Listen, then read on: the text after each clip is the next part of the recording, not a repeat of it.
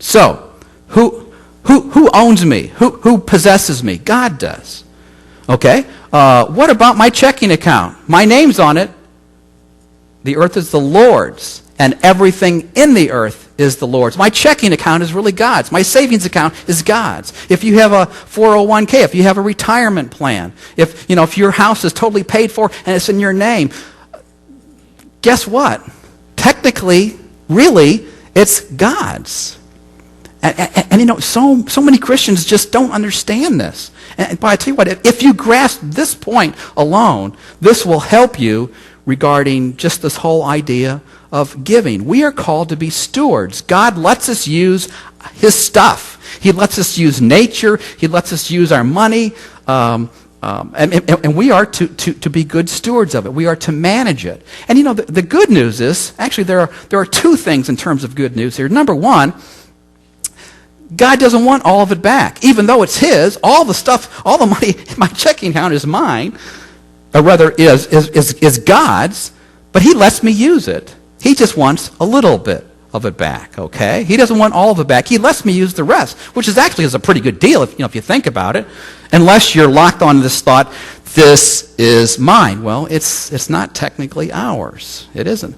But the secondary good news here is that not only does God not want it all, He just wants a part of it, but that it's not like He's having a big party using our money. When His money is being used for His work, right? It's not going to the Hoosier lottery. It isn't so that the Levites can drive around in BMWs. No, it's used for His work. Remember what we talked about. 3 things. It's to go to the religious leaders to support them so that they can minister to the people.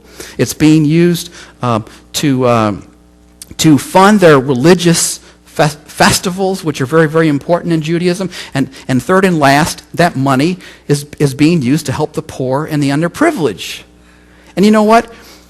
I don't think there's a big leap to say, okay, well, that's how it was in the Old Testament, but how does that apply to us here in New Testament time? I think the application is very, very similar, isn't it? If we as a church, if you call University Heights Christian Church home, if we collect individually and collectively, if we don't meet God's expectation when it comes to money, if we're not trustworthy, if we're not good stewards with God's stuff, then you know what? We can't afford to pay staff. We can't afford to pay the light bills. We can't afford to put on a new roof if we need that. If we individually and collectively don't meet God's expectations, if we're not trustworthy when it comes to our money, we can't support missionaries all over the world to do God's work. If we're not meeting God's expectations, it could come to the point where, this church or any other church has to just close its doors, and you're just going to have to find someplace else to worship because the people aren't meeting God's expectations. This is very, very important. Does God have expectations regarding us, regarding our money? And the answer is yes. And it all comes down to a matter of trust, doesn't it? Once again, the good news is He doesn't want all the money back. He just wants a little bit of it, okay? We're talking about 1/10 of it. And the other good news is it's not used for excess or for odd things. It's used to do God's work. That's what it's being used for. In fact, this expectation that God has for us regarding our personal finances, regarding our money, is so important. It is so important that God issues a challenge to us in verses 10 to 12. And this challenge, I think, is for His original readers, the Jews, but this challenge is also to us as well. And again, God is very, very direct here. The Jews are acting like they have no idea what He's talking about. And so He's very, very direct. Beginning in verse 10, He says, "Bring the whole tithe into the storehouse, that there may be food in my house. Test me in this, says the Lord Almighty, and see if I will not throw open the floodgates of heaven and pour out so much blessing that you will not have room enough for it. I will prevent pests from devouring your crops, and the vines in your fields will not cast their fruit, says the Lord Almighty. Then all the nations will call you blessed, for yours will be a delightful land, says the Lord Almighty." Now verse 10, he this challenge begins with, he says, bring the whole tithe into the storehouse, that there may be food in my house. Now that may sound like kind of a weird statement. You know, what is he saying? Well, that phrase, my house, that refers to the Old Testament temple, okay? Now, their church building, if you want to sort of look at it like that. It's really not, but it's their temple, okay? That is my house, that is God's house. And inside the temple, there was this huge room. It was a storehouse. And inside the storehouse was food, was grain. Now, your reaction might be like, what is the deal with that? Why do they have food? Why do they have grain in the temple? Well, remember, back then, did they use currency like we use, you know, coins and dollar bills and things? Well, they did have currency, but it was pretty rare at this point. Most of the people, they purchased things, or they would barter, you know, a bushel of grain. That could be a down payment on a house. You know what I'm saying? Or a farm animal could be a down payment on a house. And so this is an agricultural society. And so what God is saying here, bring your whole tithe in. You haven't been tithing, is what he's telling them. But now bring the whole tithe in, fill up my storehouse with food. And of course, remember, part of the use of that grain is going to be to help the poor and the underprivileged.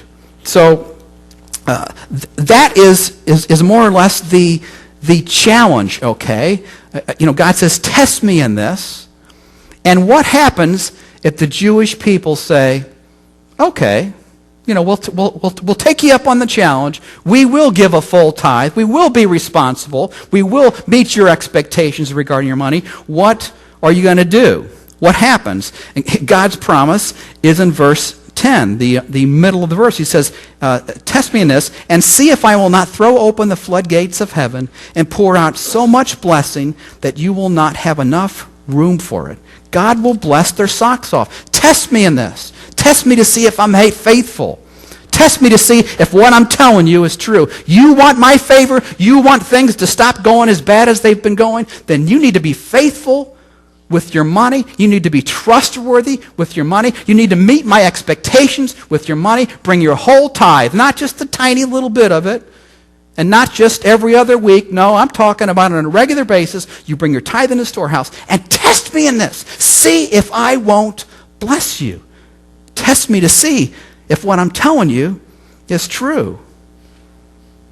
God challenges us. He throws down the gauntlet, so to speak. And he says, test me in this.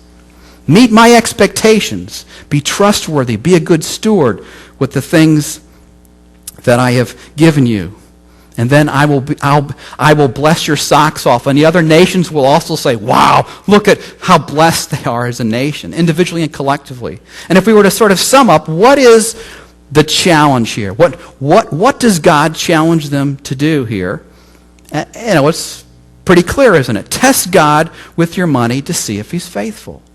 That's all he's saying here is test me, test God to see if he's faithful. Test him to see if what he has just said is true. Test him that he's going to bless your crops. Test him to see if he's really going to bless you. You know, if his favor is going to return to you. Test me to see if God is faithful.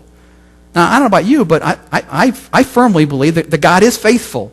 And so I think this is a challenge that we need to pay attention to test God, to see if he's going to be faithful with what he says.